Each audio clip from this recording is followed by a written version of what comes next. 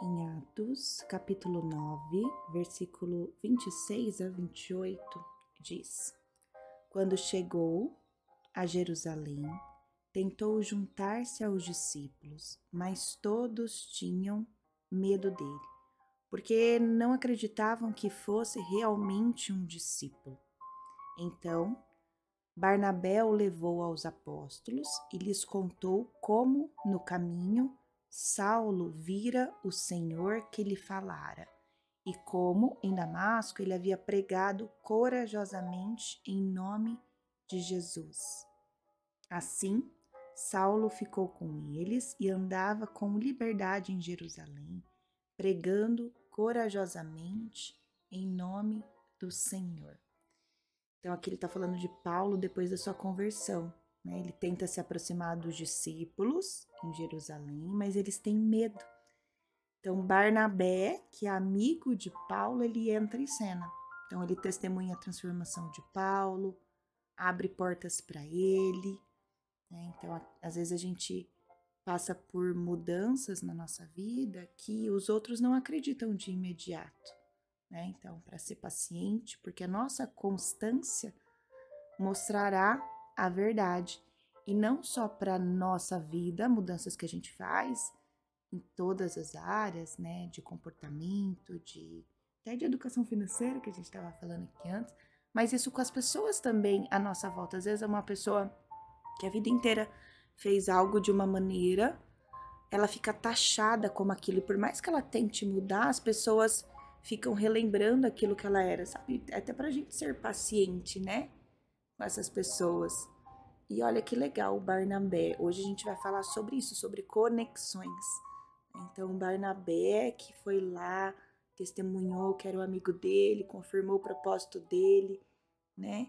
Então, que a gente peça para Deus Barnabés na nossa vida, né? Pessoas que confirmem o nosso propósito, que nos apoiem, que nos conectem, e que a gente também seja essa pessoa para alguém que precisa de apoio e confiança, né?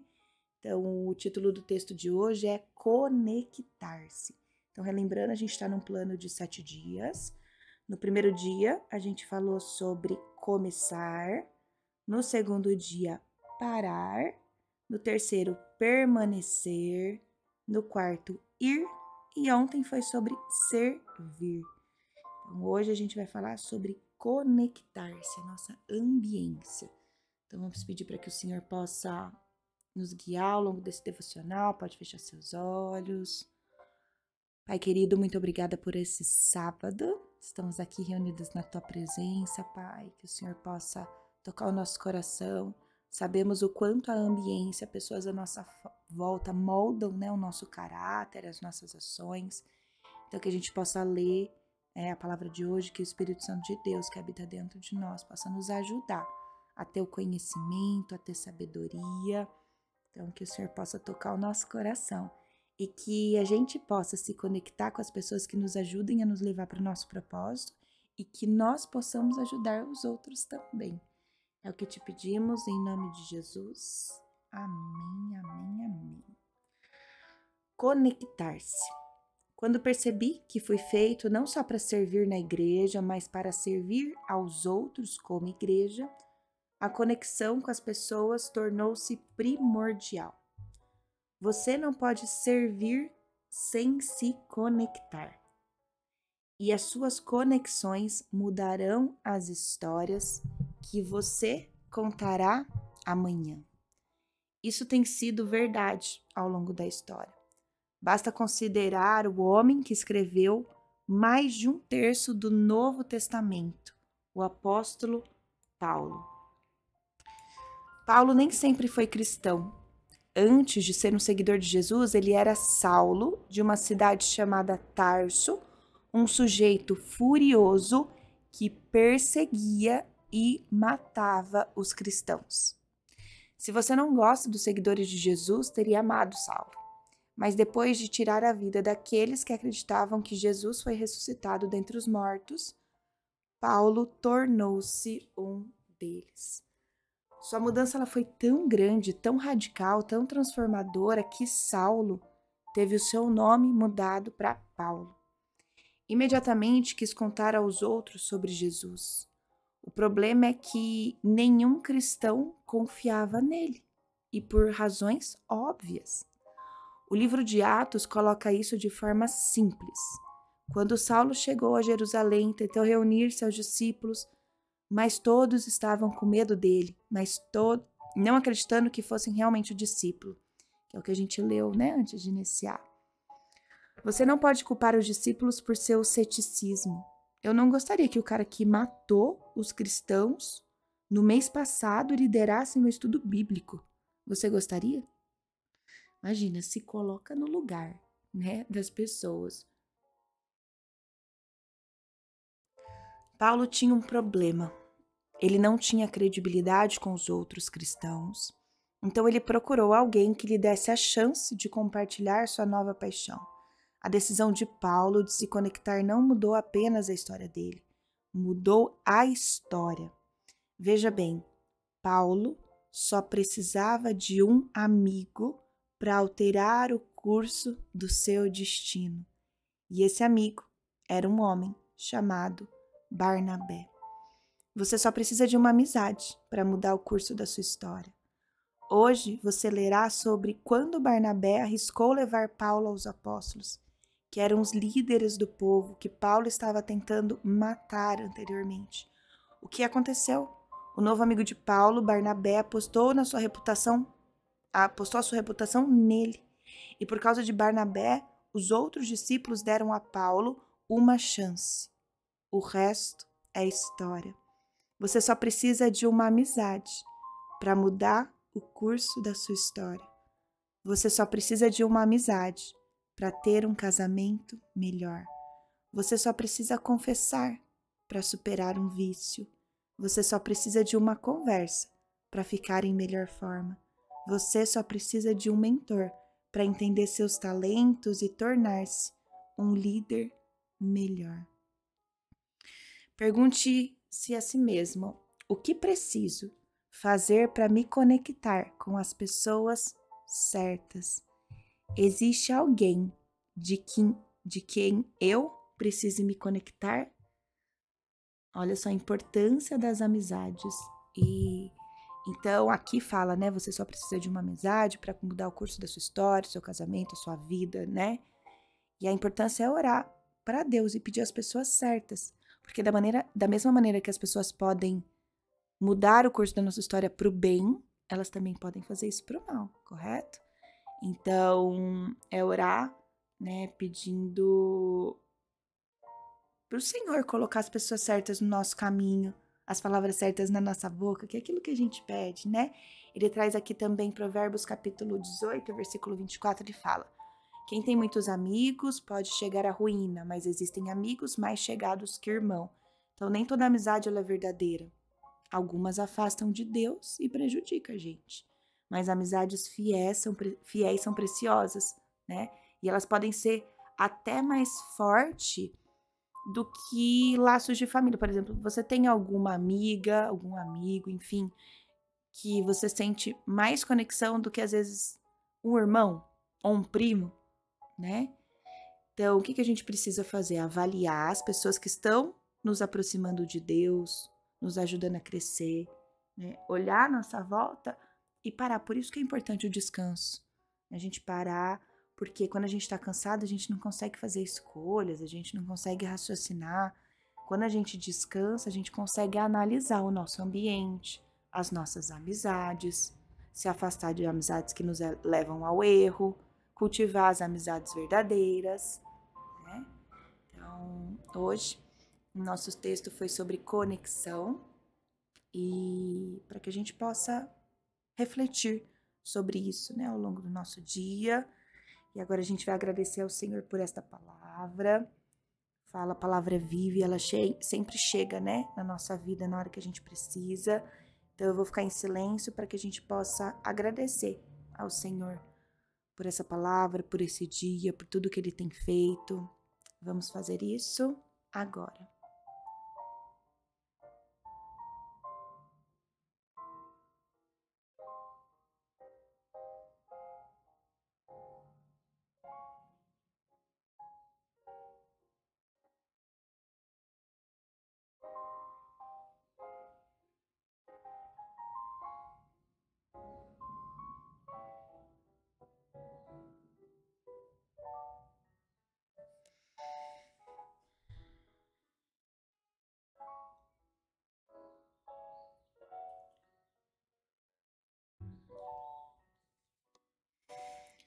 Pai querido, além de te agradecer por mais esse dia, por essa palavra, pelo Senhor colocar as pessoas certas na nossa vida, que o Espírito Santo, né, nos fale só para os nossos ouvidos quando a gente sente, né, às vezes, só de estar num ambiente,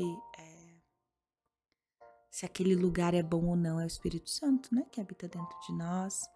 Pai querido, também queremos te pedir perdão, por às vezes a gente tá tão no automático que nem escolhe direito as nossas amizades ou não ajuda de verdade os nossos amigos.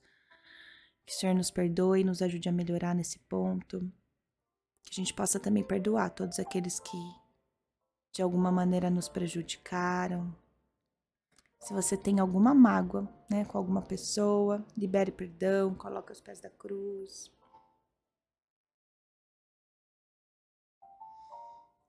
Pai, também queremos orar pelos outros. Em Atos capítulo 2, no versículo de 42 a 47, ele fala muito sobre a vida em comunidade, né? Eles se dedicavam ao ensino dos apóstolos, à comunhão a partir do pão. Todos estavam cheios de temor ali, né? Muitas maravilhas e sinais eram feitos pelos apóstolos. Então, eles partiam o pão, louvavam a Deus, né? Ele fala da igreja primitiva que ela vivia em comunhão, que eles aprendiam juntos, né? Compartilhavam refeições, oravam, eram generosos. E o Senhor acrescentava diariamente os que iam sendo salvos. Então, é muito importante a gente ter essa vida em comunidade, né? Participar de um grupo, seja, né, de devocional, na igreja, pessoalmente, compartilhar nossa fé com os outros, viver mesmo a generosidade, não só com dinheiro, mas com tempo, com cuidado, servindo, perseverar em oração, estudando a palavra, porque é isso que sustenta a nossa fé no longo prazo, né? O testemunho de um grupo, né, o testemunho coletivo, ele impacta mais do que palavras soltas, sozinhas ali. Então, a nossa vida em comunidade, ela pode atrair mais pessoas para Cristo, né? E por isso a gente vai orar pelos outros, para que a nossa comunidade aumente, para que daqui surjam outros grupos, né, de pessoas, cada uma aqui possa ser usada para levar essa mensagem. Então, eu vou ficar em silêncio para que a gente possa orar pelo outro agora.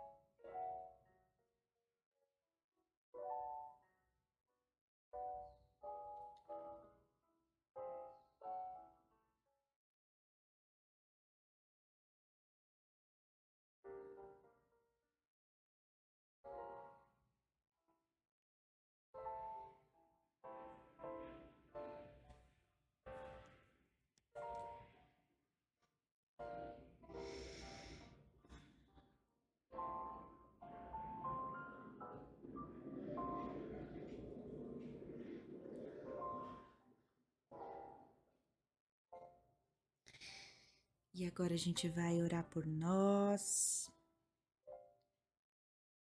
pedir, né, para que o Senhor nos abençoe, nos guie, principalmente essa parte a respeito de hoje, né, da ambiência, das nossas amizades. Em Lamentações, capítulo 3, versículo 24, diz: Digo a mim mesmo, a minha porção é o Senhor, portanto, nele porei a minha esperança. Então, o que significa colocar nossa esperança em Deus, né? É confiar, ter fé, acreditar que quando a gente entrega a nossa vida a Ele, faz a nossa parte, Ele vai nos guiar pelo melhor caminho, que nem sempre é o mais fácil. Se a gente lembra no deserto, ele fala, por aqui eles vão chegar mais rápido, mas por aqui eles vão encontrar ali desafios que pode fazer eles desistirem. Então eu vou colocar o caminho mais longo, que os desafios são menores, pelo menos eles vão chegar no destino final. Então nem sempre o melhor caminho é o mais rápido, nem sempre é o mais fácil, né? Mas Deus, ele sabe de todas as coisas. Por isso que a gente precisa colocar nossa esperança nele, confiar que os planos dele são muito melhores do que os nossos, né? Então eu vou ficar em silêncio para que a gente possa entregar a nossa vida ao Senhor. Vamos fazer isso agora.